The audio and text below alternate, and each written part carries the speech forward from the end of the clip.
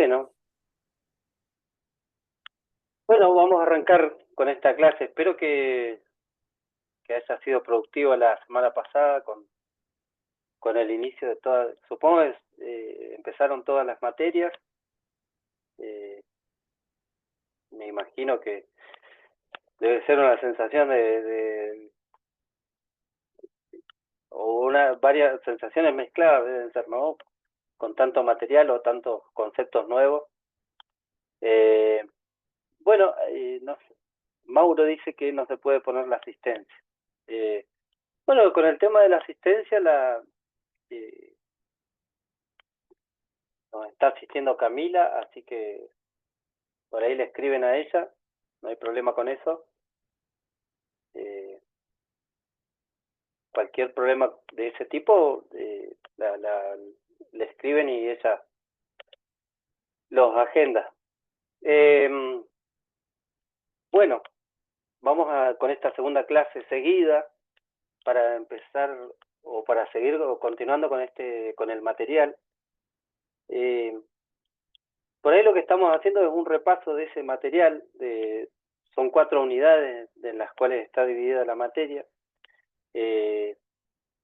Esta contabilidad general nos va a preparar un poco para lo que va a ser la contabilidad pública después, y también vamos a ver un poquito de los otros sistemas que están vinculados también con toda la información que se maneja en la contabilidad, ¿no? Hablábamos la semana pasada, voy a poner la presentación. ¿Alguien quiere decir algo? ¿Quiere comentar algo respecto a la clase o respecto al material? No sé si lo habrán visto. Estuve viendo, recién respondieron varios el foro de presentación, así que gracias. Veo que el público es variado. Tenemos gente de un montón de lugares, de distintos servicios administrativos, de distintas áreas. Ojalá que les sirva todo este recorrido que van a tener. Les va a servir sin duda. Ojalá lo aprovechen también. Eh, eh, este público, digamos, tan variado hace que tengamos que estar preparados por ahí para consultas, porque cada uno tiene sus dudas en su lugar de trabajo. Yo, eh, como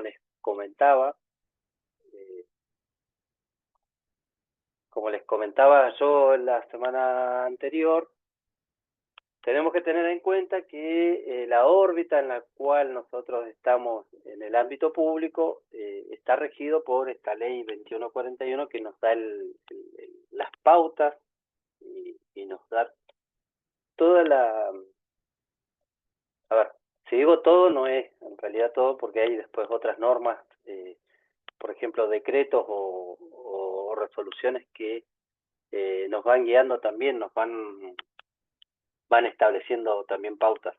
Pero esto da las pautas generales, los principios generales eh, para el desarrollo de nuestras tareas.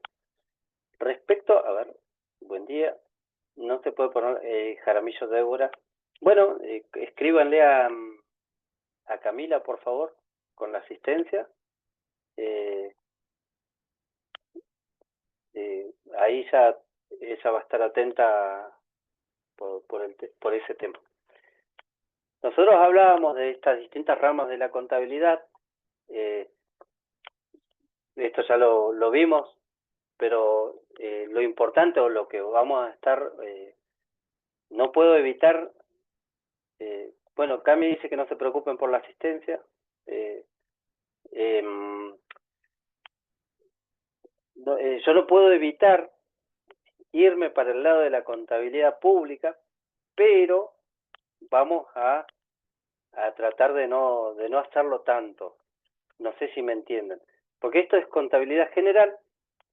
Vamos a ver pautas de contabilidad básica o general, pero sí o sí, yo me voy un poquito para el lado de la contabilidad pública. Sabíamos que tenemos en la contabilidad privada para las empresas, para organismos no gubernamentales, organizaciones no gubernamentales y para los organismos de gobierno también. Por eso es importante destacar que dentro de la contabilidad pública nosotros vamos a tener distintos tipos de contabilidad. Yo se los había mencionado la semana pasada, voy a volver a repetirlos por si alguno quiere hacer alguna pregunta al respecto. Dentro de esta contabilidad pública vamos a tener esta contabilidad financiera, es una de las ramas dentro de esta contabilidad pública. Y en esta contabilidad financiera vamos a encontrar la contabilidad presupuestaria, también llamada contabilidad preventiva. En esta parte, lo que vamos a encontrar es uno de los sistemas que están dentro de la ley 2141, que es el presupuesto. El presupuesto que se va a encargar de presupuestar, de presuponer ciertos conceptos, ya sea de recursos y de gastos, que van a ser ejecutados durante un ejercicio posterior. Eso es el presupuesto, y después durante la ejecución de ese ejercicio se van ajustando, se va controlando la ejecución tanto de los recursos. Cuando hablo de recursos, hablo de recaudación por parte del Estado.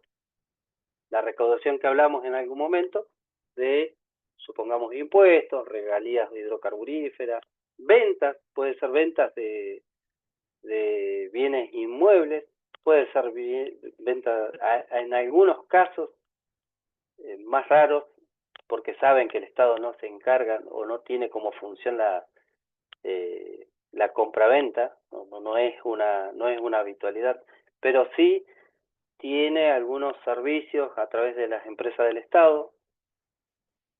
Se me ocurre ahora el ente provincial de Termas, presta servicios, por ejemplo, relacionados o vinculados con lo que se produce en Cabiahue, respecto a las termas. Eso podría ser un ingreso que es ventas o ingresos por operación de estas empresas.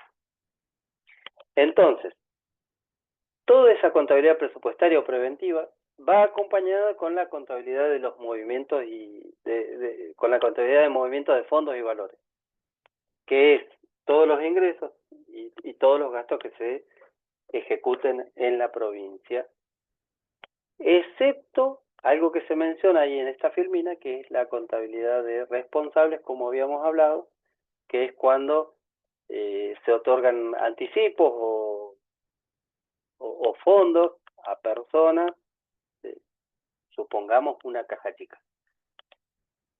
Esa responsabilidad, bueno, va rendida a través de otro tipo de contabilidad un poquito más específica.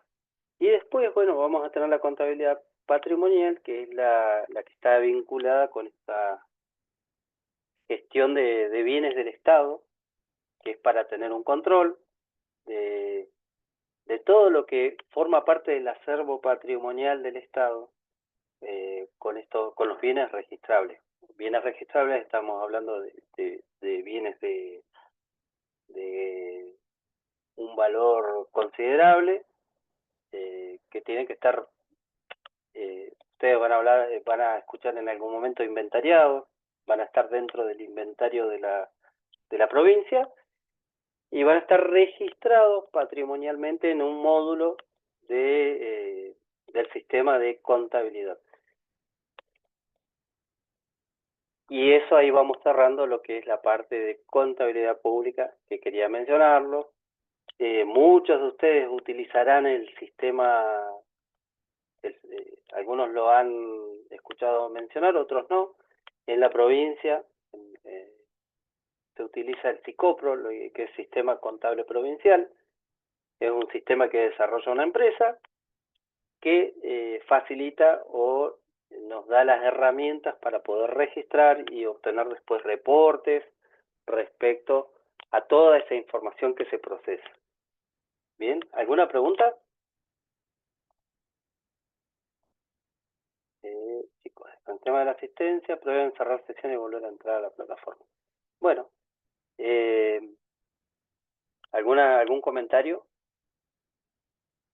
No, por ahora no. Bueno, en el material sabemos, o van a tener este esquema, que sabemos que la información que tenemos que procesar se origina a partir de datos. Estos datos surgen de todas las operaciones que se realizan, tanto de la recaudación como de los gastos que se hagan, que se realicen. Bien. Escucha. Estos datos se procesan, después tenemos un análisis y después vamos a preparar los informes y los estados contables para poder emitirlos y poder darle uso de manera interna por la entidad, o vamos a tener usuarios externos que también van a sacar provecho de esa información. ¿Se les ocurre, yo los mencioné en algún momento, se les ocurre qué usuarios externos pueden utilizar la contabilidad? Podemos hablar del ámbito público o podemos hablar del ámbito privado. ¿Se les ocurre, se acuerda alguien? Los bancos para dar un crédito, por ejemplo. Los proveedores de crédito, claro. Los proveedores que trabajen con el Estado para ver si quieren venderle o no las mecánicas de pago. Sí, sí, muchas veces sí. AFIP. Ahí AFIP serían para cobrar los impuestos. los inversores Bueno, también. Inversores también, claro. Bueno, ahí creo que Jorge mencionaba la AFIP, sí, es ARCA hoy. El registro de proveedores puede ser. El registro de proveedores de la provincia. Y por ahí el registro de proveedores, como es un órgano interno, por ahí a ver, sí, el registro a ver, en el sentido de que el registro de proveedores analice la contabilidad, es raro que lo analice. Sí, se me hace, por ejemplo, hay un registro de constructores, el registro de la Oficina Provincial de Constructores, en el cual se registran empresas constructoras para el desarrollo de la obra pública. En ese sí hay análisis de los estados contables de justamente las empresas constructoras.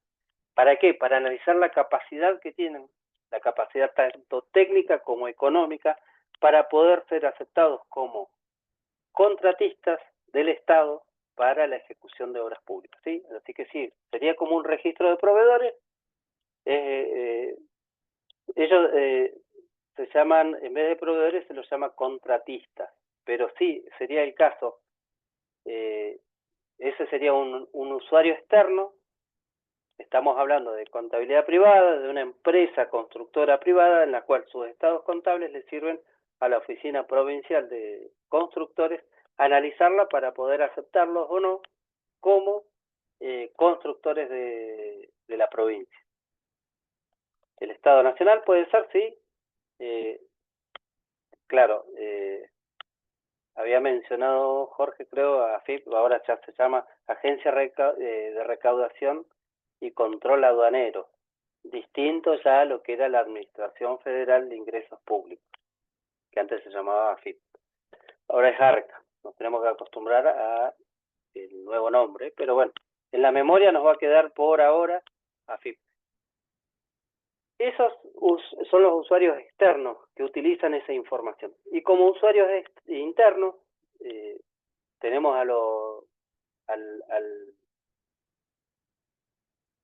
a la misma gerencia, en la cual va a analizar si las ventas son suficientes, si la cantidad de empleados es la adecuada para poder responder a la demanda del mercado en una empresa, supongamos, de producción o de venta, de compra-venta. Entonces tenemos varias personas o varios elementos, tanto internos como externos, que van a utilizar justamente los estados contables y la información que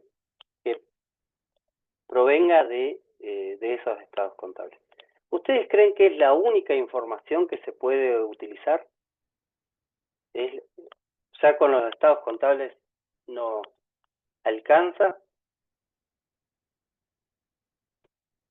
En una de las filminas nosotros veíamos que la información era parte, no sé qué, toqué algo yo.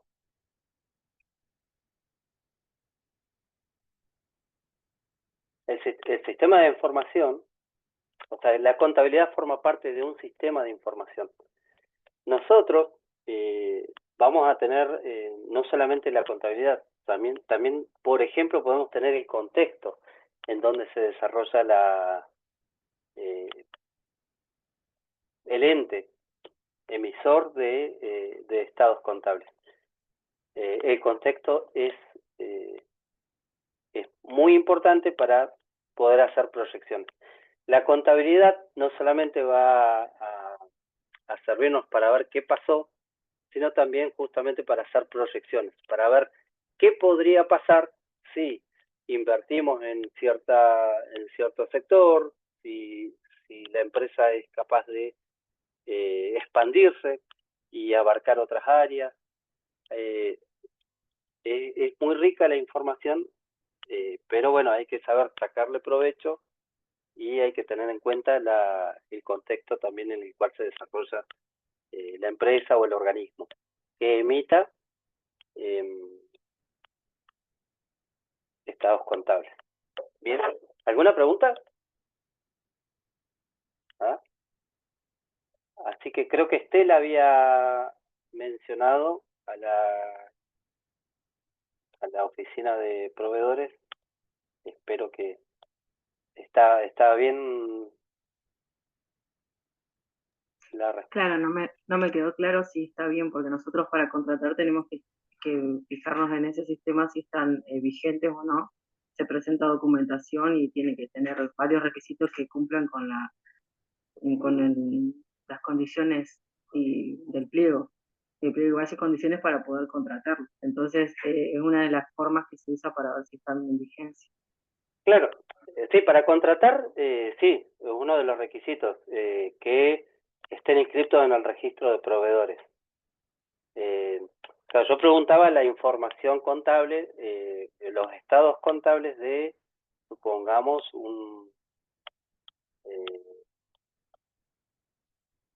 una empresa de servicios petroleros.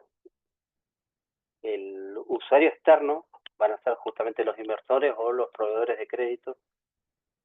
Claro, tal vez no entendí bien la consulta de la oficina de contratación. Pero sí, es información que se utiliza ahí también para aceptar o no a los proveedores.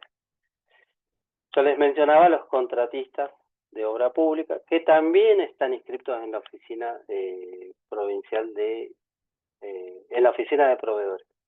O sea, el contratista tiene un poquito más de requisitos que cumplir que un proveedor de bienes y servicios.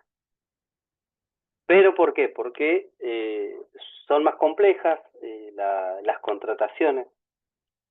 La obra pública es algo que tiene cierta complejidad en cuanto a la contratación y a la ejecución de las obras, que hace que se exija ciertos requisitos, tanto a nivel económico como de capacidad técnica. Capacidad técnica estamos hablando de que tenga personal para la ejecución de una obra. Imagínense que una obra tiene su complejidad en cuanto a que tiene que estar hecha de la mejor manera posible para evitar después el colapso de un edificio, pongamos como algo muy extremista, pero sí necesita o requiere un control y una mayor verificación por parte del Estado. Bueno, dentro de la contabilidad vamos a tener nosotros algo, o van a escuchar mencionar ustedes algo. No nos vamos a profundizar porque no vamos a profundizar mucho en esto,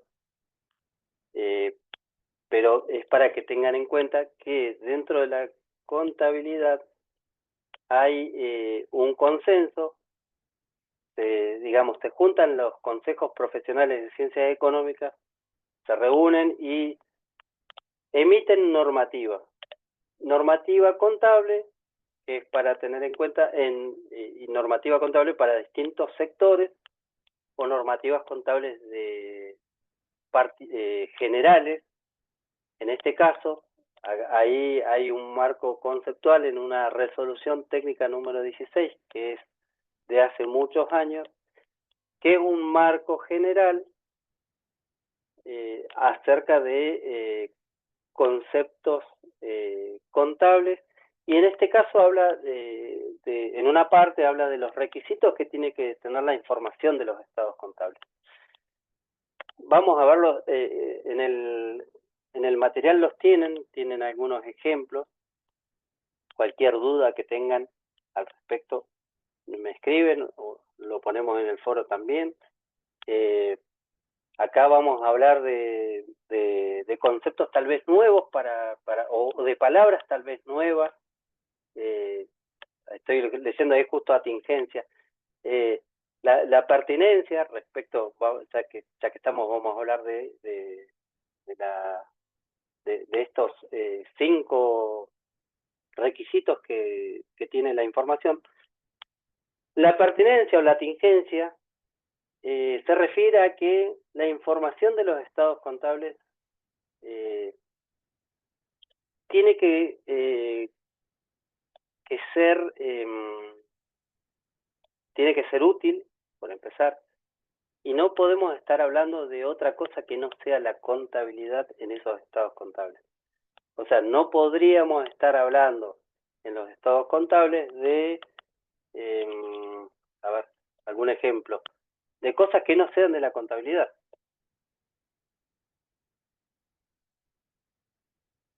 Sí que estén vinculadas, sí que tengan influencia. Por ejemplo,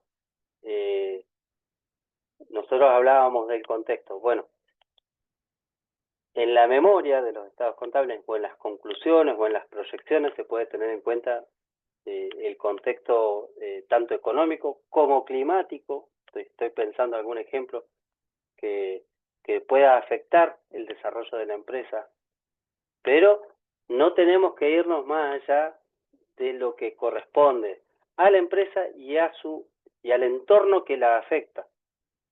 No podemos estar hablando de una empresa que trabaja en Neuquén, ya que hablamos del clima, no vamos a hablar del clima en China, por ejemplo. No tiene nada que ver. O sea, la pertinencia es algo que tiene que ser concreto y referido justamente a la información contable. Después, otra de los requisitos es la confiabilidad. O sea, tenemos que emitir información contable confiable, que la persona que lee esa información confíe en esos datos que estamos emitiendo. Dentro de esa confiabilidad vamos a tener distintos conceptos, que es, por ejemplo, la aproximación a la realidad, que es decir, o sea, es tener los datos lo más cercanos posibles a la realidad. ¿Qué significa? ¿Alguno piensa qué significa esto?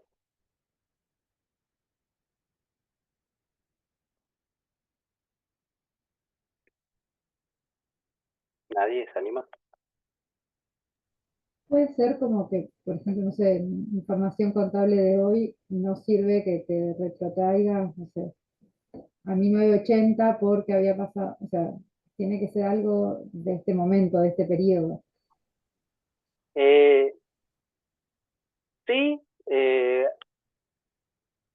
va un poco por ese lado, pero también va acerca de la precisión de la información.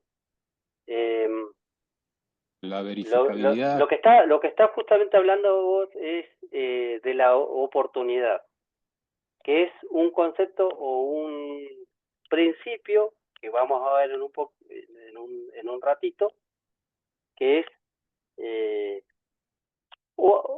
está dentro de la pertinencia también lo que estás mencionando.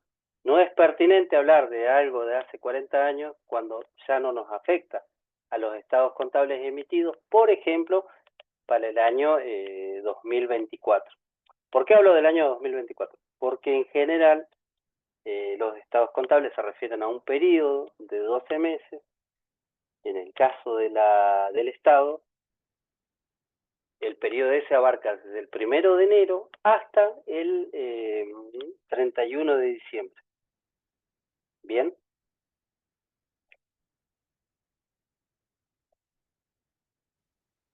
Tiene que ver con, perdón, Sí. tiene que ver Sí, con sí. que cualquier otra persona pueda comprobar llegar al mismo resultado al que llegaron nuestros estados, la confiabilidad. Tiene que ver con eso, exacto. Tiene que, claro, tiene esa confiabilidad nosotros estábamos hablando de la aproximación a la realidad. Las descripciones que se hagan y todas esas mediciones tienen que ser razonables en lo que describen. No deben, o sea, no deberían contener errores o no deberíamos omitir información. A eso es a lo que se refiere con la aproximación a la realidad. ¿Bien?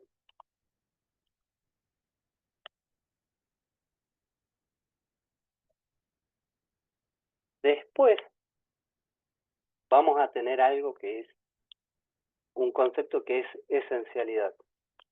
En la descripción, a ver, esperen que hay gente escribiendo. Arca, bien. Con la información del último trimestre, factura. Claro,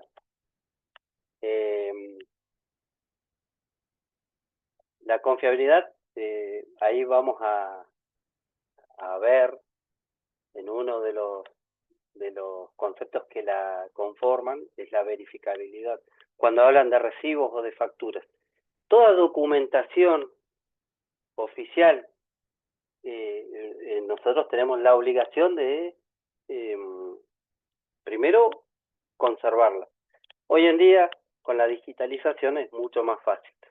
Y segundo, de que esté procesada y esté dentro de la información contable. Eso sería para poder demostrar toda la información que nosotros volcamos ahí. Con eso es parte de la verificabilidad. Pero nosotros hablábamos recién de la esencialidad o la sustancia sobre la forma. Acá es un concepto un poquito que tiene que utilizar el criterio de la persona que prepara los estados contables. ¿Por qué? Esta sustancia sobre la forma se refiere a que importa más la realidad económica que las formas legales. ¿A qué me refiero con eso? Estoy tal vez complicándoles la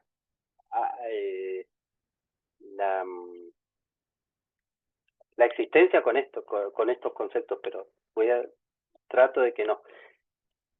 La sustancia sobre la forma, o sea que importa más como decíamos, la realidad económica sobre la realidad legal. Supongamos que tenemos un contrato, un contrato en el cual compramos algo y ese contrato dice que si pagamos de contado sale 100, pero si lo pagamos en cuotas sale 150. Bien. La realidad económica es que ese bien, esa compra que vamos a hacer, su valor es de 100. Los componentes financieros que tenga esa compra, las tenemos que separar porque no forman parte del costo de ese bien. Y si ese contrato nos dice que va a salir unos 150 porque lo pagamos en 6 cuotas, nosotros tenemos que abstraernos de esa parte legal y decir, no, la realidad económica es que este bien vale 100, nos cobran 150, pero esos 50 pesos de diferencia son componentes financieros que pueden, que si el contrato o se nos facturan, puede tener dentro de esa factura lo que se llama componentes financieros implícitos. Esos componentes, que es la financiación, no forman parte del costo del bien. Es un costo financiero aparte que nosotros tenemos que registrar y separar. Entonces, la realidad es esa. La realidad es que la realidad económica es que el bien vale 100 cuando legalmente nos cobran 150. ¿Más o menos se entiende? Tengo otro ejemplo más complejo, que si quieren más adelante, o se los comento ahora, que es un poquito más complejo. No sé si alguien escuchó alguna vez hablar de los leasing, de los contratos de leasing. En algunos casos, las empresas hacen contratos de leasing, que es una especie de financiación o de alquiler, no, en realidad es de alquiler con opción a compra. En estos casos, supongamos una camioneta, la alquilamos, pero tenemos una cláusula en la cual nos permite ejercer una opción a compra. Muchas veces la realidad legal dice que vamos a tener 30 cuotas que vamos a tener que pagarlas mes a mes. Entonces, nosotros en la contabilidad podemos decir, bueno, pasó el tiempo, tenemos que pagar esta cuota, debemos una cuota. Pasó el otro mes, debemos otra cuota. Esa es la realidad legal, tal vez, del contrato, pero la realidad económica es otra. Es que nosotros tenemos una deuda, ya una deuda por 30 cuotas, que deberíamos tener contabilizada, y además tenemos, más allá de que la propiedad de esa camioneta sea de otra persona, nosotros tenemos el uso y todos los beneficios económicos que genere esa camioneta, por decir un ejemplo, es nuestro, es de la empresa emisora de los estados contables. Entonces, tranquilamente, o no tranquilamente, sino debería contabilizarse un pasivo por todo el contrato, que se va a ir devengando mes a mes, pero es todo un contrato que nosotros vamos a tener que cumplir. Pero además podríamos considerarlo como activo a ese bien, supongamos esta camioneta, porque nosotros tenemos ya el manejo de los beneficios que acarrea o que genera ese automotor. ¿Se entiende? La forma, si nosotros contabilizamos a través de la forma legal, o sea, decir, bueno, todos los meses debo una cuota, quedan afuera de la contabilidad ese pasivo. Ya estamos hablando de pasivo y de activo. Yo me estoy adelantando un poquito a los conceptos. Si no me entienden, por favor, párenme. En la actualidad tiene contratos de leasing, alquiler. Claro, depende el vehículo, generalmente acá la Secretaría para adquirir vehículos, sí. Bueno, nosotros acá estamos hablando de contabilidad general, de leasing, leasing. Como escribió Gustavo Pérez, así se escribe leasing. Perdónenme, mi inglés no es muy desarrollado. Apenas hablo el castellano.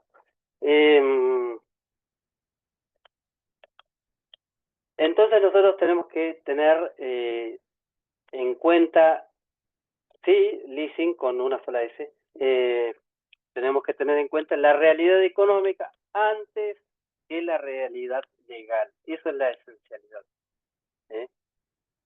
Después, bueno, tenemos que hablar de neutralidad, o sea que no tenemos que estar sesgados, no tenemos que incluir información que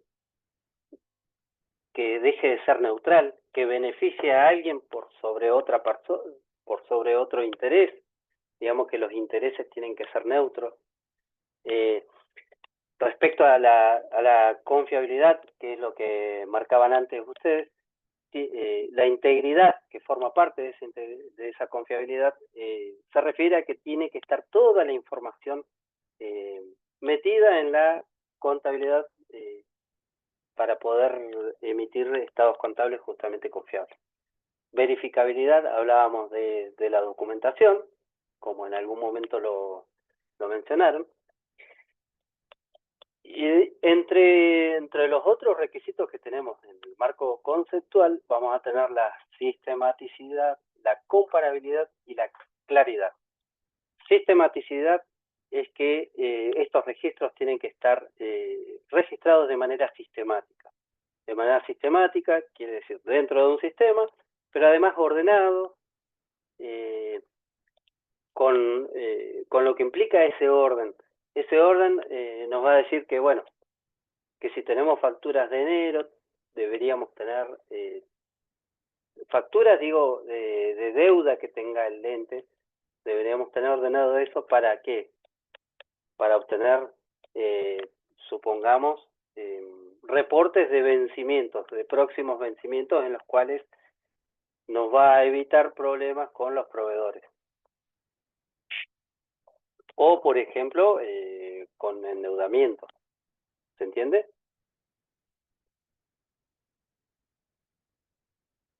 La comparabilidad se refiere a que los estados contables tienen que estar emitidos en comparación con un ejercicio previo. Esa comparabilidad se va a dar siempre y cuando sean ejercicios regulares. ¿Qué quiero decir con ejercicios regulares? Que todos se refieran a la misma cantidad de meses. Como les decía, los estados contables se preparan por año. Cada 12 meses se preparan estados contables. Vamos sacando reportes mensuales, pero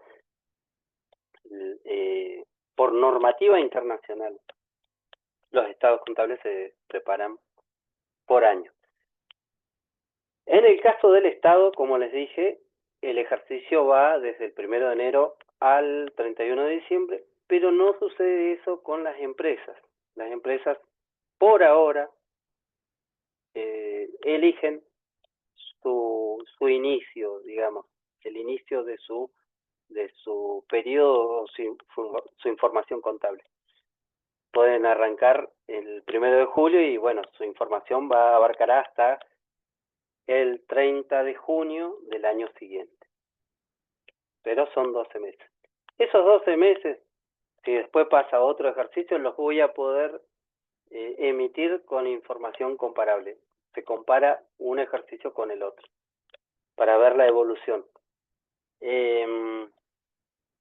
No crea que se comparan 30 ejercicios para atrás, es solamente con el ejercicio anterior. Así se van comparando todos los ejercicios a medida que se van emitiendo los estados contables. Y después habla de la claridad o comprensibilidad. ¿Cómo se procede? A ver. Vamos a la claridad o comprensibilidad. Lo que se intenta con la información contable es que sea lo más clara y comprensible posible. A veces uno agarra los estados contables, por ejemplo, de la provincia, y es chino básico, pero es tanta la información que no hay otra forma que presentarla así. Lo que nos falta tal vez es un poco de educación o de capacitación en eso, en esa lectura. pero lo que se apunta siempre es a que sean comprensibles los estados contables, porque si no, no tendría sentido emitir información que es ininteligible, que no se entiende, que es como que yo agarre un libro de física cuántica, es lo mismo, no voy a entender nada, y si nadie me lo explica tampoco, y aunque me lo expliquen, yo por lo menos tal vez tampoco entiendo, pero eso es otra cosa. A lo que vamos es que esta información tiene que ser comprensible. Y acá Gustavo pregunta, ¿cómo se procede a realizar un informe contable si no se cuenta con presupuesto autorizado? Lo que a ver si entendemos a ver si me ayuda un poquito más Gustavo con la pregunta. Si no se cuenta con presupuesto autorizado. ¿Presupuesto para qué? Lo que en el gobierno nacional.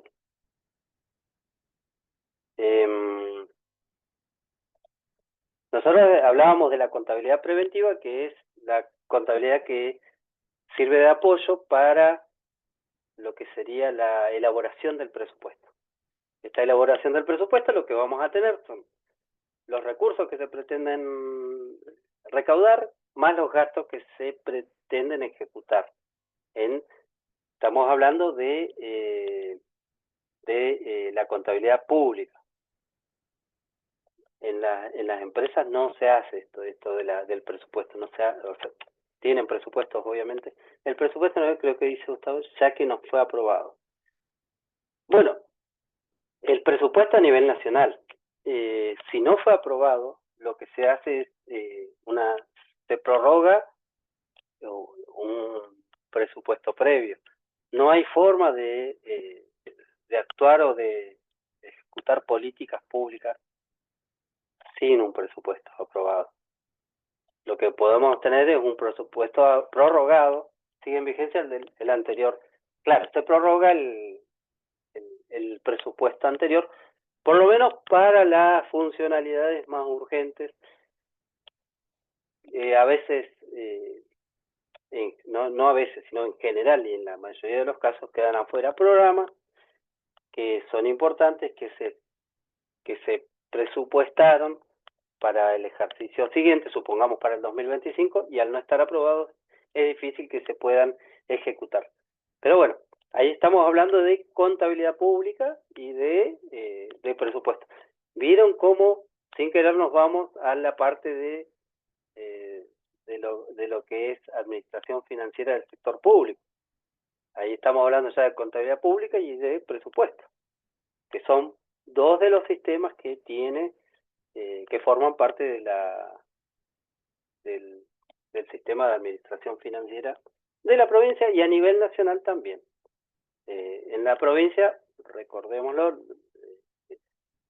están establecidos en la ley 2141, en el artículo 9, ahí tienen el listado de todos los sistemas que forman parte de este gran sistema que es la administración pública. Provincial en este caso, pero si revisan la 24.156 de Nación, van a encontrar que son bastante parecidos. Bien.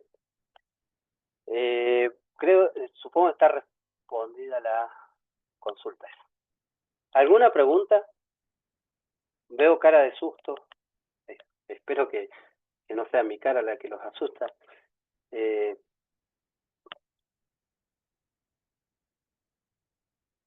¿No? Toda esta información que decíamos que tiene, o todos estos requisitos que tiene que tener la información contable, que hablábamos en esa resolución técnica de la FAPSE, que es la Federación Argentina de Profesionales en Ciencias Económicas, tiene además un par de requisitos más, que es la oportunidad y el equilibrio entre costos y beneficios. Ahí van a tener para no extendernos mucho más, en el material, salvo que quieran preguntar, lo hablamos recién de la oportunidad, que tiene que estar suministrada a tiempo esta información. Supongamos que un ejercicio contable cerró el 31 de diciembre, del 2024 y yo esa información no la debería estar presentando el 13 de julio del 2028. En medio que no serviría de mucho porque ya ha pasado el tiempo y ha corrido mucha agua abajo del puente. ¿Se entiende? En el caso de la provincia, como dato de color, los estados contables, hay un plazo hasta el 30 de abril para presentar la información del ejercicio previo. O sea que ahora estamos en las vísperas de la presentación de lo que se llama Cuenta General de Inversión, que contiene todos los estados contables de todos los organismos de la Administración Central, de los organismos descentralizados de la provincia y de los fondos fiduciarios, sumado a los estados contables de las empresas del Estado. Consulta. Dice Ezequiel, ¿qué pasaría si se quiere cambiar algo? Por ejemplo, el método de valoración de inventario. Si se cambia, ¿cómo se registran cosas que no se mantendría la comparabilidad con ejercicio? Bueno, Ezequiel, en los criterios. Eso está hablando Ezequiel está consultando acerca de los criterios. Está muy bien la pregunta.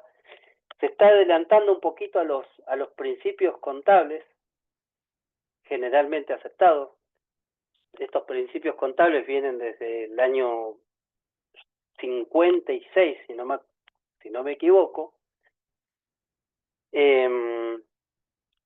Ese concepto es el de uniformidad o criterios homogéneos, el método de valoración de inventario. Ezequiel, ¿a qué te referís con el método de valoración de inventario?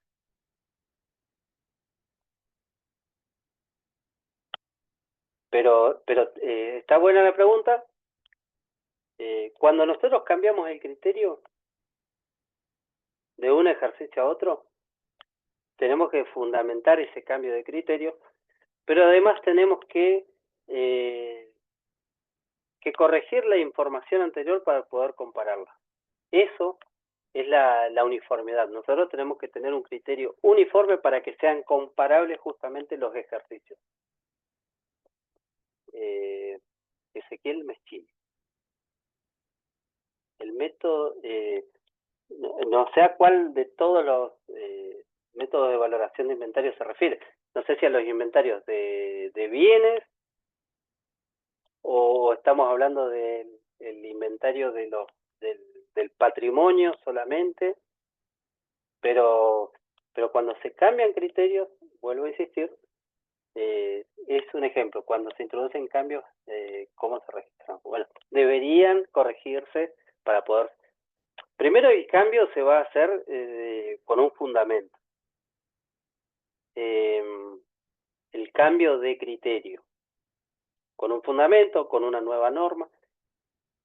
Y esa comparabilidad es afectada si no corregimos en ejercicios anteriores. A veces, tal vez el cambio no produce tanta diferencia, ¿bien? Y ahí ya estamos el equilibrio entre costos y beneficios. ¿Qué costo trae aparejado? Corregir toda esa información respecto a la significatividad que tiene ese cambio de criterio. ¿Se entiende? Esto, bueno, estos requisitos de la información contable van a estar complementados en gran parte o van a estar vinculados con estos principios contables, los PCGA, principios contables generalmente aceptados. Yo no quiero hacer una lectura o hacer solamente un repaso de lo que es el material, pero en este caso no nos queda otra. En el material están definidos cada uno de estos principios. Yo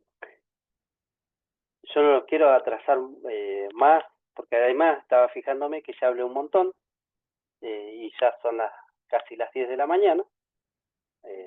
los voy a liberar, pero tengan en cuenta que cualquier consulta que tengan respecto a estos principios, la pueden hacer, la podemos volcar también al foro de la clase. Estos principios son van por parte, van uno a uno definiéndose en el material. Si quieren vemos algunos, por ejemplo la equidad entre intereses opuestos. A veces vamos a decir, ¿qué nos quiere decir este ñato con equidad entre intereses opuestos? Bueno, supongamos que tenemos una empresa con aportes de los propietarios, de 10 propietarios. Nosotros la información contable no tiene que estar sesgada para beneficiar a uno o a otro. Esa información tiene que tener equidad. Los intereses opuestos se refieren, por ejemplo, a los propietarios. Cada uno quiere ganar su parte. Supongamos que tengamos un propietario que tenga el 50% de las acciones y los otros 9 tengan el resto de la... Obviamente ese propietario tiene una mayoría en su participación, sobre todo en la participación en los resultados y en las ganancias. Pero más allá de eso, de esa diferencia entre la participación, yo no voy a, o nosotros no podemos emitir información que además de eso lo beneficie a él particularmente. Tiene que ser equitativa esa información, no tiene que estar sesgada. Vamos a encontrar el principio del ente, que siempre, bueno, está definido ahí. Los estados financieros siempre se refieren a un ente independiente de los propietarios. Es una persona más, antes se llamaba persona jurídica. Es un organismo más, tiene, digamos, su vida propia. A eso se refiere. Por ejemplo, bueno, este concepto, por ejemplo, el de moneda común o moneda homogénea, se refiere a que los estados contables van a escuchar o van a leer que tienen que estar expresados en moneda homogénea. ¿Qué significa moneda homogénea? En oposición a la moneda heterogénea. Tiene que ver con lugares en los cuales haya un periodo de inflación. ¿Por qué? Porque si nosotros tenemos contabilizado todo a una moneda constante o a la moneda, se me fue la palabra, si nosotros tenemos contabilizado me quedé sin palabras, tantas veces que lo repito, hoy no me sale la palabra, al valor nominal. El valor nominal sería el valor del billete. Si nosotros contabilizamos en enero una venta por 100 pesos y después en diciembre generamos una venta por 100 pesos, sabemos que esos 100 pesos en moneda no es lo mismo, no vale lo mismo en enero que en diciembre en un contexto de inflación. Entonces, a lo que se refiere con la moneda común o homogénea es que tendríamos que ajustar por inflación. Ese ajuste por inflación lo que genera es que sean comparables dentro del ejercicio esa moneda. Esos 100 pesos ajustados por inflación los voy a poder comparar con esos 100 pesos ajustados por inflación en enero y en diciembre. ¿Por qué? Porque si yo lo pongo a valor nominal, si yo contabilizo 100 y 100, ahí estamos hablando de moneda heterogénea. Y en general esa moneda es la del lugar en el cual se desarrolla la empresa. En este caso vamos a hablar de pesos argentinos. En general, y hay preguntas en el chat, dice moneda nominal, moneda nominal, yo no entendí el de empresa en marcha. El de empresa en marcha, bien. Emilia, Lo que se refiere a empresa en marcha es que los estados contables justamente están referidos a una empresa que va a seguir produciendo. No tendría sentido seguir emitiendo estados contables, por ejemplo, acerca de una empresa que está que no tiene perspectivas de seguir funcionando. Eso es más o menos lo que quiere decir la empresa en marcha. Se va a referir a empresas que tienen un futuro en funcionamiento. Eso es lo que es la empresa en marcha. Después tenemos otros ejemplos, y acá vamos a uno que era a lo que quería llegar, y esto tal vez es de lo más importante. O sea, los que están dormidos, por favor, despiértense, que se nos hizo tarde, pero el devengado y realizado. Porque vamos a hablar mucho de esta palabra, del devengamiento. Estos conceptos están vinculados y es uno de los criterios para poder contabilizar. El devengado es una forma o un criterio para contabilizar, por ejemplo, registrar una deuda por supongamos, el paso del tiempo. Nosotros vamos a ver, para poder graficarlo. No piensen hoy en los sueldos de la provincia que se liquidan, se devengan y se pagan en el mismo mes. Pensémoslo como pasaba antes, o pensémoslo en un servicio básico. Sí, es un buen ejemplo también.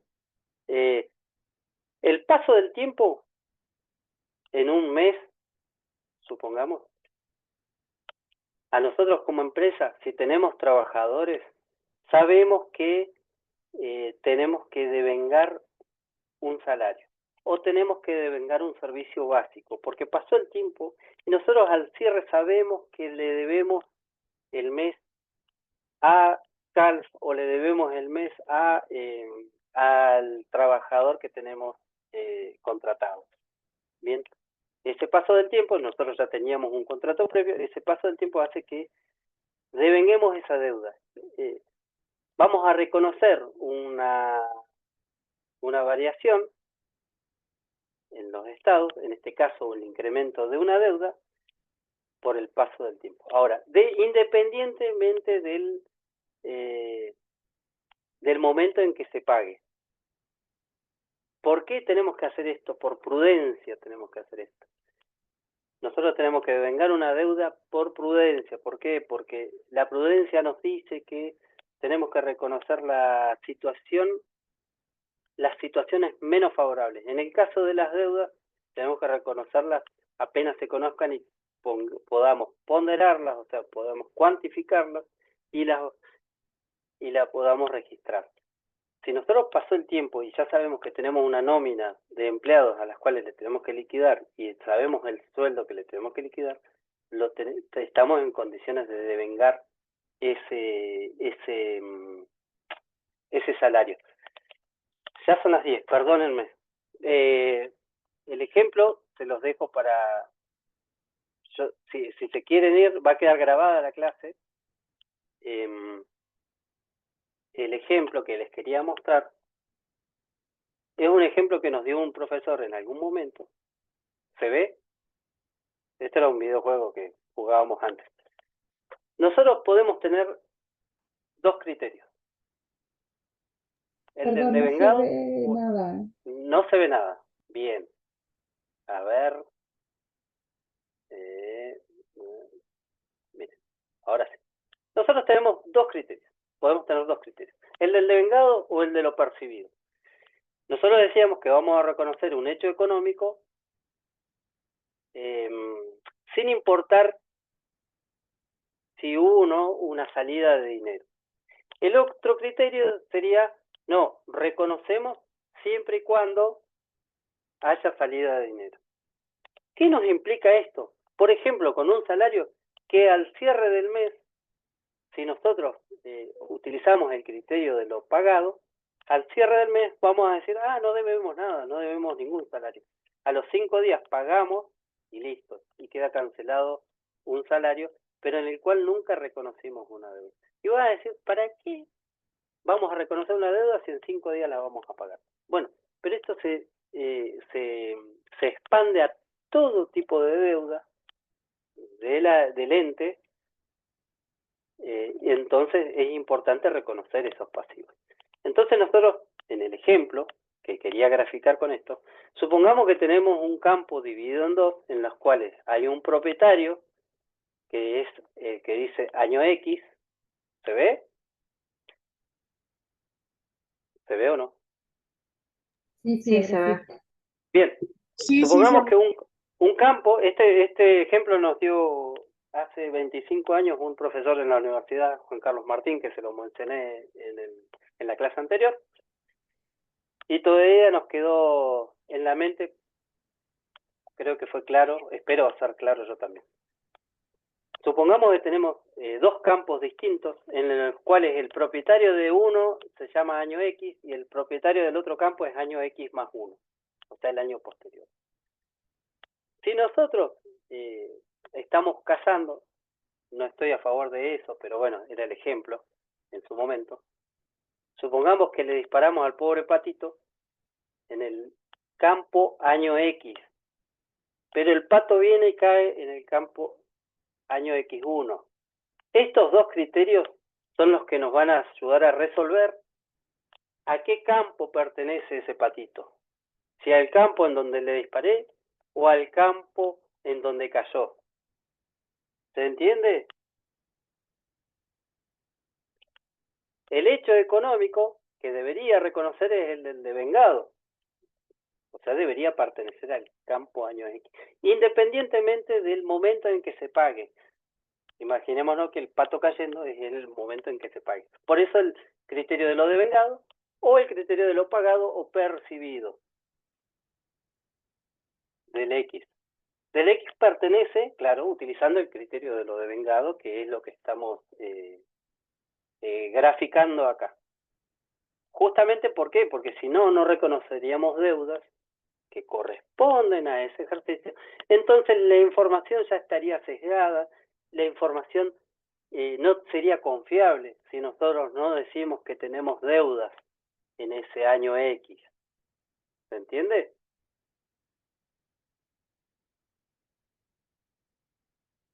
Ese criterio de prudencia que lo mencionábamos antes es lo que nos dice que si tenemos situaciones económicas desfavorables, tenemos que poner la menos favorable o contabilizar la menos favorable o la más desfavorable. Pues entre las situaciones vamos a contabilizar un sueldo devengado porque es la más desfavorable por una cuestión de prudencia. En cambio, con lo que son ingresos, entre dos opciones tenemos que elegir siempre la menos favorable. ¿Por qué? Porque si no nosotros estaríamos incrementando ingresos que tal vez nunca se cumplan. Y se nos fue la hora, perdónenme, porque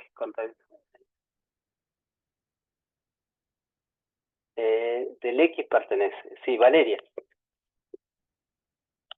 En el X1 contabilizaríamos si utilizáramos el criterio de lo pagado o de lo percibido. Lo que corresponde es justamente cumplir con con el criterio o con este principio de lo devengado, de estos principios contables generalmente aceptados. ¿Bien? ¿Alguna pregunta? Perdónenme que me extendí un poquito más de lo que pensaba. Bueno, nos comunicamos cualquier cosa. Espero que se haya entendido. Si no lo entendieron, por favor, díganme. Por favor. No, sí, fue clara la clase, la explicación con el ejemplo también. Bueno, eso dice Mariela, pero tal vez otras personas no, dicen, a este no le entiendo nada. Bueno, para mí fue claro. Bueno, mejor, fue clara. Ojalá, o ustedes no quieren comunicarse, tal vez. No, Me dice que sí O para sea, que profe, para que me vaya. Sí, profe. O sea que los desvengados son deudas que se pueden pagar fuera del ejercicio o del presupuesto, o sea, atrasado. Pero, claro, no. El devengado es un concepto en el cual se reconocen contablemente los hechos económicos, sin importar los hechos económicos, no solamente deudas, los hechos económicos sin importar el si tiempo. hubo transferencia financiera, si hubo plata, si hubo cancelación. ¿Bien? Yo les daba el ejemplo de los sueldos o de un servicio básico, porque es tal vez lo más gráfico, lo más fácil de ver, porque nosotros sabemos que a fin de mes tenemos que pagar sueldos, más allá que no los paguemos, pero vamos a reconocer esa deuda, en el caso de las deudas. Bien, por eso el criterio de esto de lo devengado. Bien, Bien, gracias. son reconocimientos de hechos económicos sin importar si hubo tradición o no del dinero. Y un caso que no sea deuda, bueno, vamos a buscar, pues ya estamos en hora, no sé si sigue grabando la clase, tal vez algunos se han ido, ya tienen que irse. En el caso que no sea deuda, a ver, esperen, porque hay otra pregunta antes. ¿El compromiso en Sicofro no sería como un devengamiento? No. María Manca.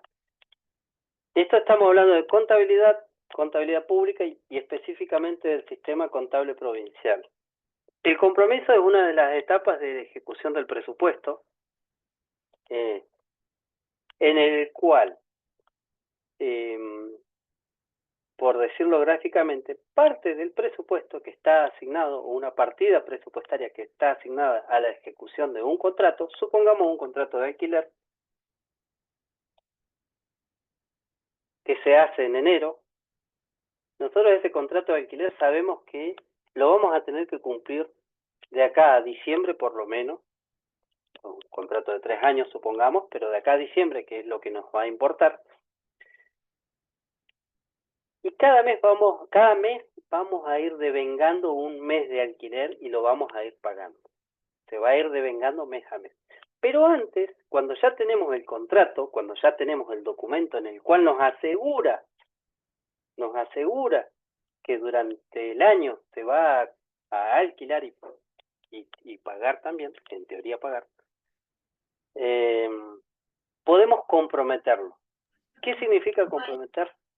Comprometer sería decir, voy a ocupar toda esta partida presupuestaria. Voy a ocupar esa partida, entonces la tengo en resguardo, esa partida presupuestaria. Pero el devengamiento se va a generar con el transcurso del tiempo, mes a mes, voy a ir devengando cada mes de alquiler. Bien, entonces el compromiso lo tengo con el contrato, sabiendo que estoy reservando parte del presupuesto. Cuando devengo, ahí recién ejecuto el presupuesto. Acá, tal vez mucha gente no entienda de lo que estamos hablando porque no nos queda otra que mezclar conceptos contables con presupuestarios. Estamos mezclándolos, pero es inevitable mezclarlos. Pero eso así, el compromiso no es devengamiento, es solamente una reserva de la partida presupuestaria. O sea que esa partida ya va a estar comprometida, pero recién la voy a devengar a medida que va pasando el contrato. ¿Se entendió, María?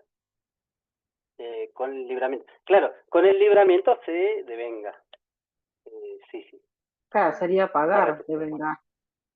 Devengar sería En realidad es reconocer la deuda. reconocer. Claro. Reconocer la deuda. Bien, Micaela. Pero Es reconocer liquidar, la deuda. ¿Cómo?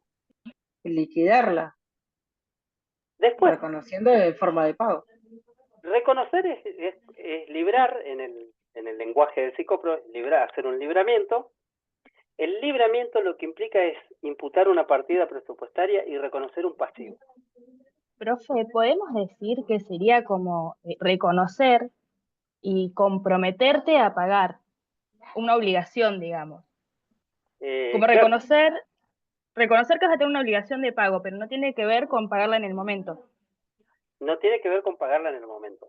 O sea, nosotros, Y- lo que pasa es que se nos van mezclando por ahí las palabras, pero digamos, técnicamente el compromiso, lo que preguntaban originalmente, el compromiso es reconocer que vamos a tener una deuda o que el compromiso es reservar esa partida presupuestaria para que no me la utilicen en otra cosa, y el devengamiento ya es reconocer la deuda en sí, independientemente del momento en que se pague.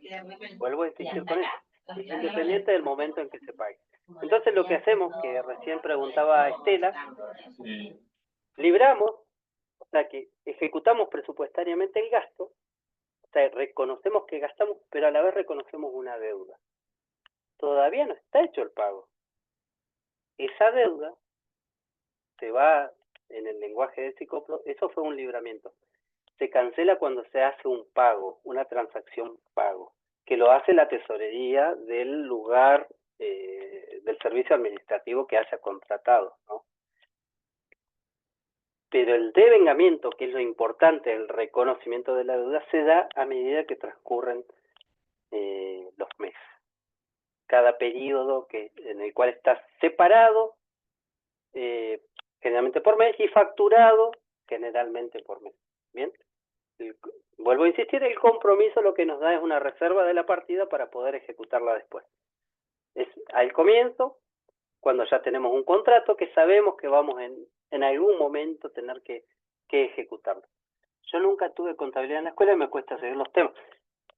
Sebastián, no hay ningún problema, vamos a tratar de ser lo más claro posible para que puedas seguirnos.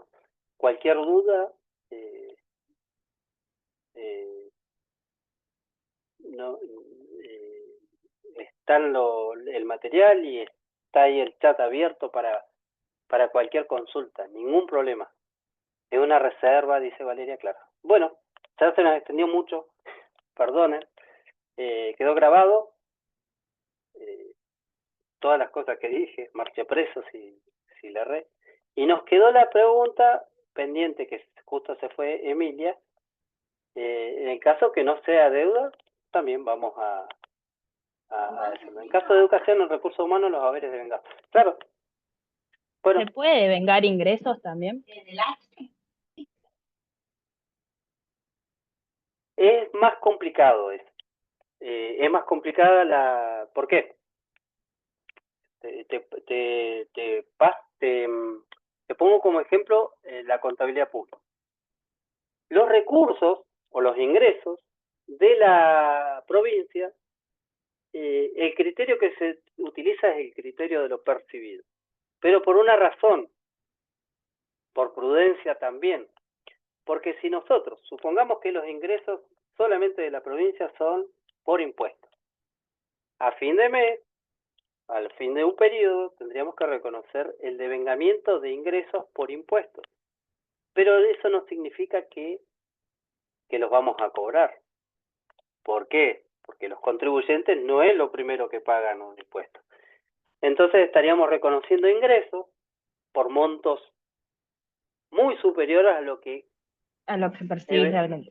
a lo que eventualmente, exacto, Micaela, a lo que eventualmente se percibe. Entonces el criterio para los recursos en el Estado es Así. el criterio de lo percibido. ¿Vieron el patito cayendo al campo? Bueno, es cuando se cobra. Claro, lo que tenés al momento. No puedes tenemos, hacer como proyecciones sobre esos ingresos porque no son siempre los mismos sí. y hay muchas variantes. La proyección se hace, en el presupuesto se hace esa proyección. Se hace esa proyección. Sí.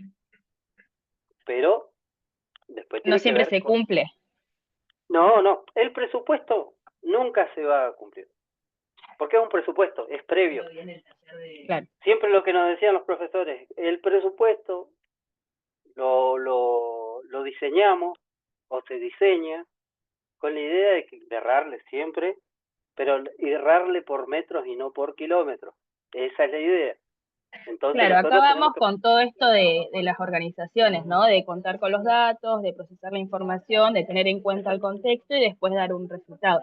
Que no siempre se va a cumplir, pero bueno, siempre tratamos de que sea lo más lo más confiable, preciso lo o más lo más preciso. parecido a la realidad posible. Exactamente. Perfecto. Por eso. Entonces, a la pregunta tuya de los ingresos, de los recursos, en el Estado se utiliza el criterio de lo percibido. Claro, no se puede usar lo de vengado. Perfecto. Gracias. Ingresos. Bien. Bueno.